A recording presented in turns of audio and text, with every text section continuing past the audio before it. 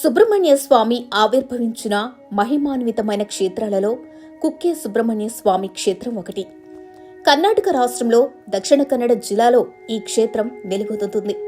తారకాసుర సంహారం వలన సంక్రమించిన బ్రహ్మహత్య పాతకాన్ని పోగొట్టుకోవడం కోసం స్వామి ఈ ప్రదేశంలో తపస్సు చేసినట్టుగా స్థల పురాణం చెబుతుంది. గర్భాలయంలోని స్వామి నెమలి వాహనంపై ఆసీనుడై భక్తులకు దర్శనమిస్తూ ఉంటాడు. ఈ క్షేత్రంలో ఒక రాత్రి నిద్ర చేయడం వలన నాగదోషాలు తొలగిపోతాయని భక్తులు విశ్వసిస్తుంటారు. ఆలయ ప్రాంగణంలో అనేక పుట్టలు దర్శనమిస్తూ ఉంటాయి. అందువలన స్వామి ఇక్కడ ప్రత్యక్షంగా ఉన్నాడని భావిస్తూ ఉంటారు.